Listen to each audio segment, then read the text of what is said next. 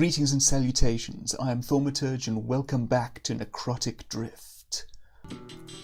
The floor of the mall comes up against a rail, forming a barrier which prevents further, sane, western travel.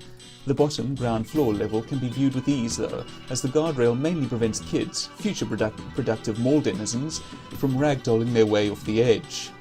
There is a horrific stench in this area. It's new too, the guy who used to take the surveys always kept himself cheerfully clean. Gibbs spits once off the guardrail because he's a filthy, disgusting animal at heart. There is a badly cracked kiosk in the centre of the hallway. At the far end of the rail is an elevator. Gibbs, Audrey and Casey are here. Barnaby and Casey come up to us as we leave. "Hey there, Duffy," says Gibbs, no longer paralysed. Casey is with him.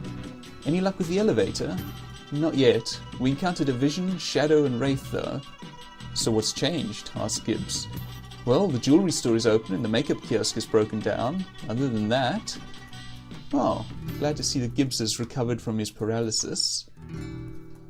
Let's see if there's anything at that kiosk." The makeup kiosk is a business that operates in a very small rectangle in the middle of the mall corridor. Girls, and in this town a not insignificant number of goth guys, stop by to pretty themselves up for their dates and or midnight angstings. It looks like the intense cold of the wraith passing through the kiosk caused the thing to crack open. Inside the makeup kiosk is a bottle of perfume. I don't know what good this is going to be,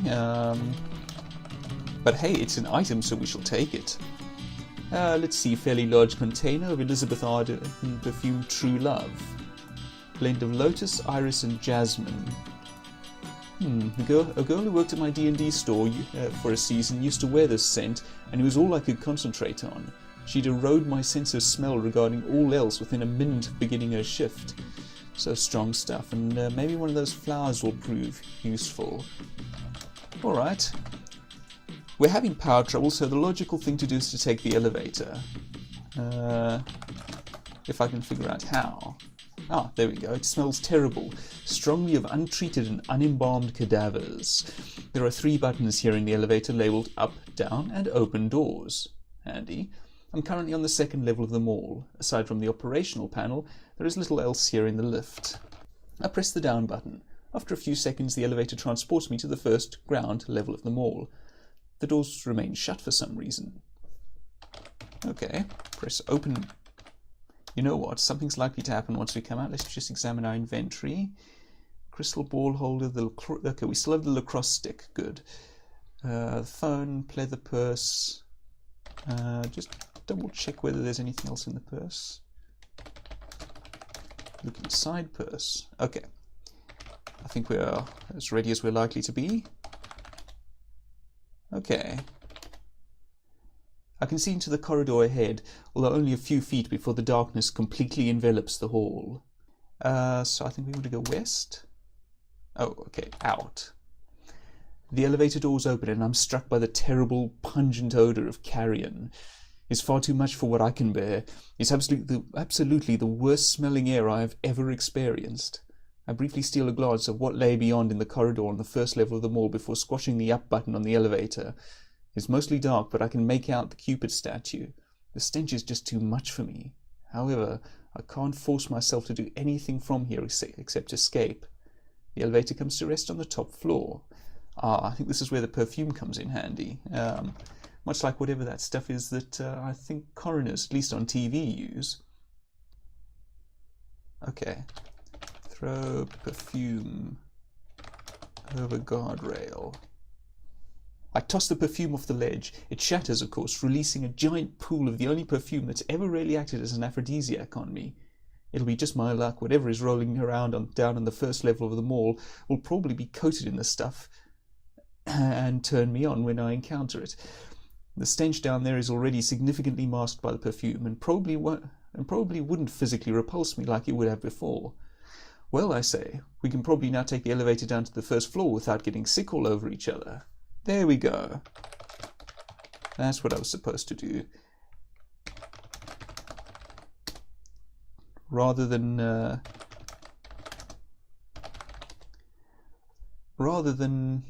spray the perfume on myself to clog up my nose, I spray the perfume, or douse the problem in the perfume.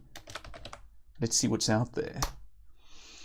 I'm on the first level, ground floor of the mall, a lot closer to the lone exit than where I was previously. I'll need to get past a few more stretches of corridor, which is under a blanket of darkness, and then past the food court. And I hesitate to think about what is in store for me until I get to that point. Judging by the waves of odor that I can still pick up, there's probably a ghast still running around here somewhere. Exits lead to the rest of the mall and inside to the elevator. Well, we got this far, says Gibbs. What's the plan now? How are we getting out? We could try the exit by the big outlet tech store, couldn't we, says Casey. They went bankrupt, I say. When the Septium computer processor was declared an instrument of bedevilment and banned by the mayor in 2012, the hottest selling item that Christmas had to be removed from the store. We can try to go that way, but I'm almost positive that exit access was cemented over. I shrug. So we'll probably have to slog through the food court, speedily going about our business with as much haste as molasses as... Yes, says Gibbs. He spits with disgust. The food court floor never gets cleaned. It's kind of gross. Yeah, everyone jump over the ochre jellies, whispers Audrey, almost to herself. After a beat, she realizes what she said and turns toward me. Hey, you've got me doing it now. Gibbs laughed. Duffy's veritable roster of sexually transmitted diseases is not the only thing infectious about him, he offers. Gibbs, Casey, and Audrey are here. In the center of the corridor is a sculpted marble statue. That was the Cupid statue, I suppose. I enter this bit of hallway and am taken back by the glorious fountain that dominates the scene. I've seen it hundreds, even thousands of times in normal daylight, but the small bits of ambient light currently available reflects off the fountain in a simply breathtaking manner. While Audrey, Casey, and myself are checking out the fountain, and momentarily entranced by the beauty thereof, Gibbs wanders off and goes further down the corridor. That doesn't sound like a good idea. I forget him for a moment until he lets out a blood-curdling scream. Duffy, look out! It's the ghast! I turn and look. That's exactly what it is. A green-skinned feral beast with glazed-over eyes and torn clothes.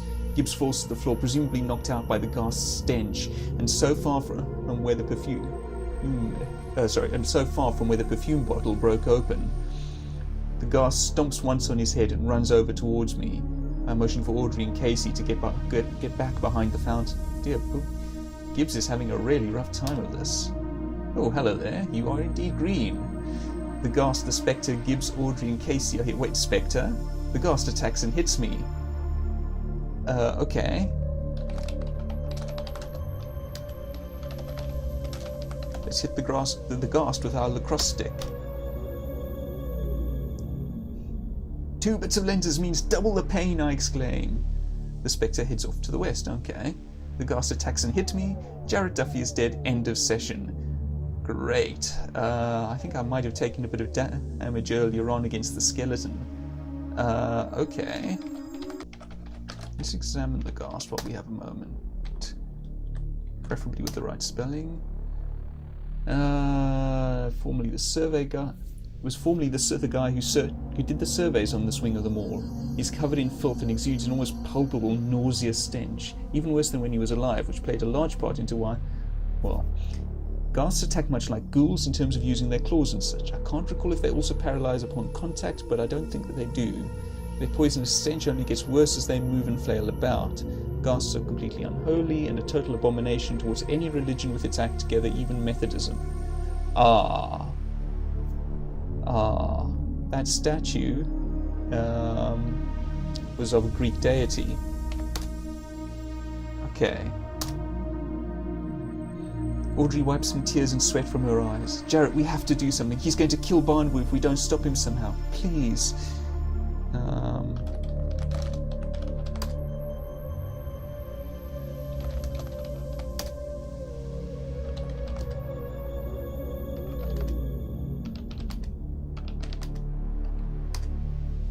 Nope. Okay, let's start that again, shall we?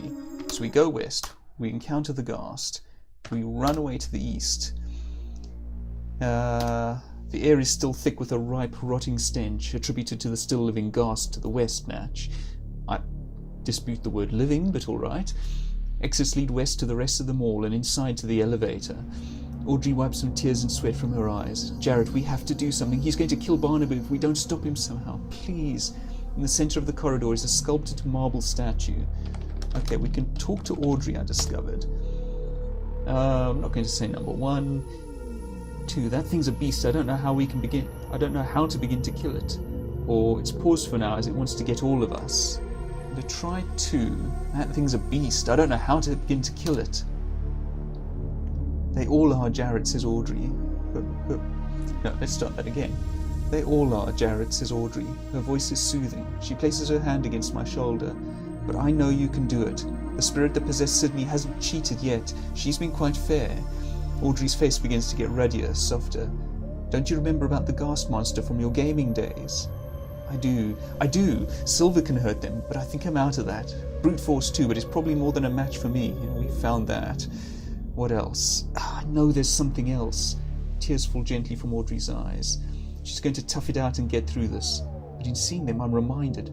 I acquire a slight little smirk. I kiss her tears away. Water, Audrey. Your tears, right. They remind me. The fountain is a glorious religious symbol, or at least an idolic one. The monster over there will fall due simply to some holy water. Okay. I don't have anything specific to that. I'm going to save quickly. Go west. It hits me into fountain.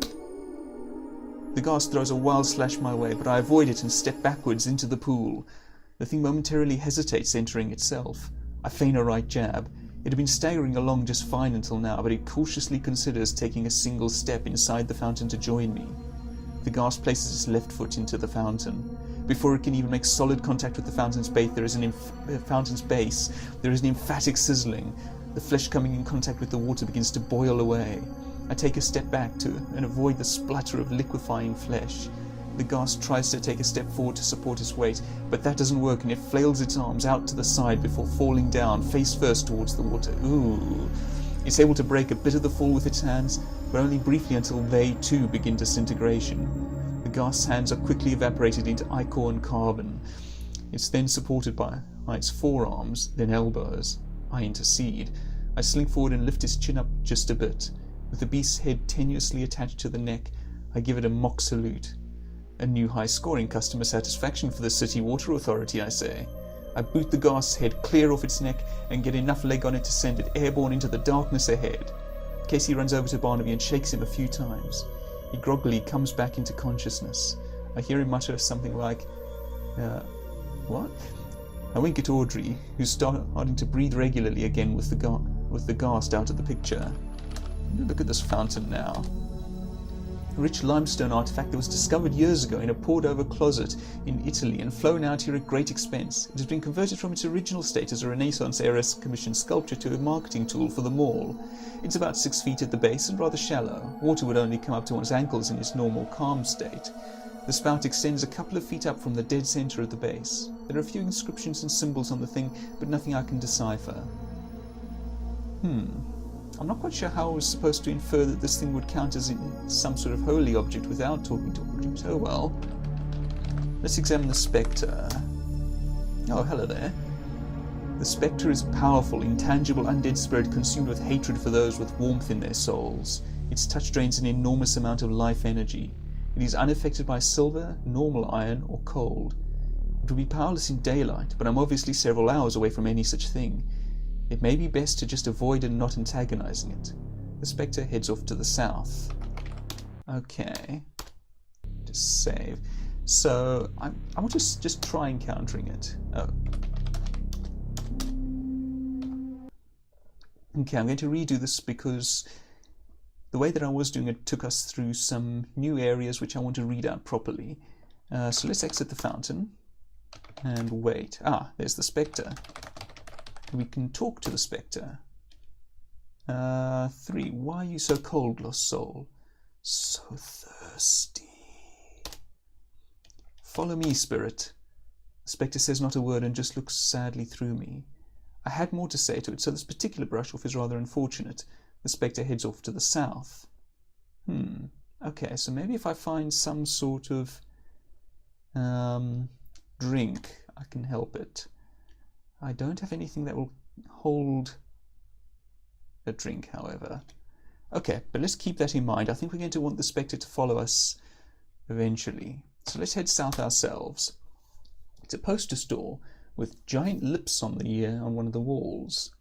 This place has been in the mall for as long as I can remember. It really is just called poster store, though when I first noticed it a few years back, the T on the sign was missing. Dear. For months I thought it was some theme store where white suburban kids exclusively bought cassettes detailing cop killing and such like. The poster store sells posters and little else. There's a hanging flip rack of posters in the corner of the store and a few hanging up on the walls. Along the side, the far wall is a set of oversized disembodied lips.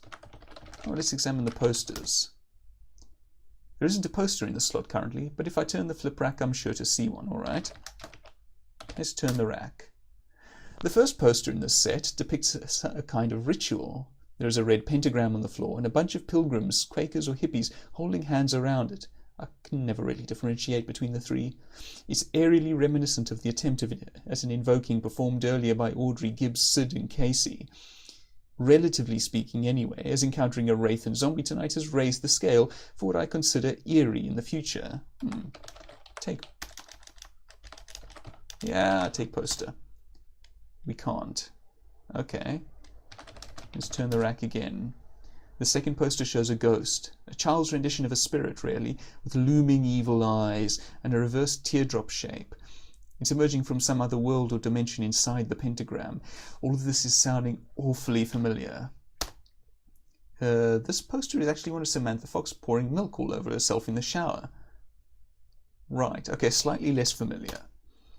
This poster seems to be by the same artist as the other two, but rather than being drawn in from a bird's eye perspective like those posters, it is a close-up of a young boy reading passages from a thick, craggy book. Locks of the boy's hair descend over his glasses, and he's decked out all in black, wrapped in a weary and sombre expression. Young boy, glasses, So maybe that's us, and we have to read from a book. The fourth poster in this set shows a little girl with her eyes downcast. She's drinking from a radiant, glowing urn. The girl is wearing a silvery dress and has a key around her neck. Do you see the symbolism in this picture, Jarrett? The girl? No. Is she ashamed? Is that why she's looking down? No. I mean, around her neck, the key. What's the key to, I ask? Well, actually, maybe it isn't really symbolism, but I think that's to a chastity belt. She releases her study of the picture and gives me a subtle, wry smile. You know, my father wanted to put me in one when we first started dating. It's good that he didn't. I would have just picked it. Oh, really, she says, with a bit of faux, exaggerated inquiry. You know, skills from a game don't always translate to real life. I know. I would have done it with my tongue. I have like a cold iron fetish. I just haven't told you about it yet because the subject hasn't come up, and that's a tough one to drop on somebody. We stare at each other's eyes for a moment, till she breaks the gaze with a smile she unsuccessfully tries to hide. Let's talk to her quickly. No, okay. The second to last image is of a person from the first poster, surrounded by numerous lit candles. There are seemingly millions of candles in the scene, and it's almost like an optical illusion, as the negative space for certain candles comprise many separate ones when viewed in a different way. No candle seems to have a single identifiable colour, or rather they seem to include all possible colours, and one can only really make out a single flame glowing serenely upon them.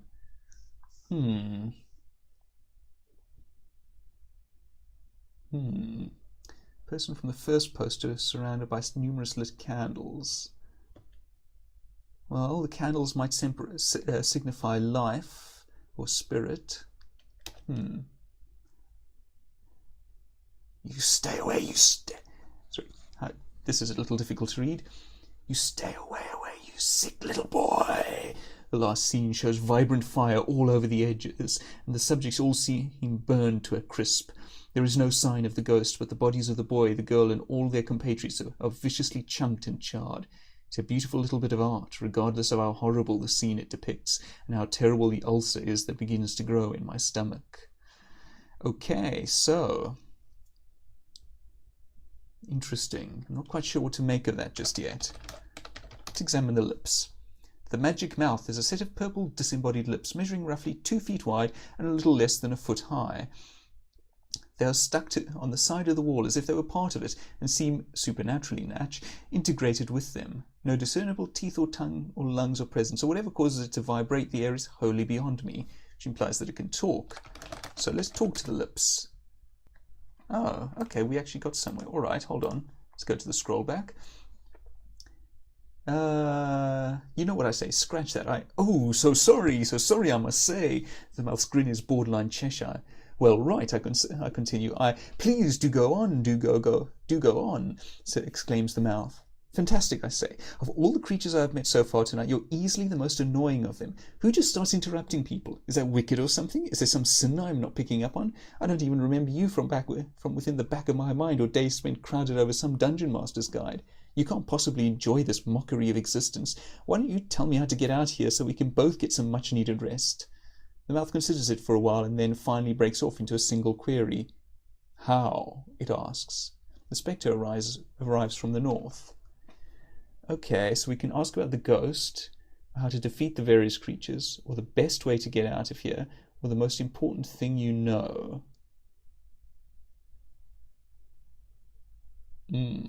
Tricky. If we ask about the ghost, we might get something accurate but not useful to us. We can probably manage through the various undead creatures one way or another. The best way to get out of here depends on your definition of best. It might be a way that leaves people behind but gets us out quickly. The most important thing he knows, or they know rather. The mouth frowns. Just play your part, flip through the art, and keep being so fatalistic and wry, while seeing if you can watch something other than your life so completely pass you by. Oh, I say. I scrunch up my face at it, trying to give him the non-verbal equivalent of question marks. All right, tell me about the ghost. 'Tis a lich of the highest order, a demon burned in black. What was once ambition came to complete fruition, and now it's looking for some souls to sack. A victim of a vicious murder, a devil with the ladies. 30,000 years to anoint some fears on those who let him out of Hades. 30,000 years? Wow, this guy is, what is that, pre-civilization, I think? Unless he came from somewhere like Faerun, in which case they might have a longer history, I don't know. Also, a lich is usually not a demon, unless we're talking about the sort of demon that was originally a human, that sort of setting. Anyway, the mouth's lips curl in just a bit of a smile. I guess it's pretty happy with itself. Having the advantage on someone has to be the best thing ever if you're just a pair of lips, I guess. That wasn't terribly useful to us. All right, tell me the best way to get out. North, then west and west again, and west until you can't. Eyes downcast at all who catch them, and ignore every rambling rant. North by west, squished and cramped together like 1,000 teeming beasts in flood. Regulate and improvise, and don't neglect yon blood.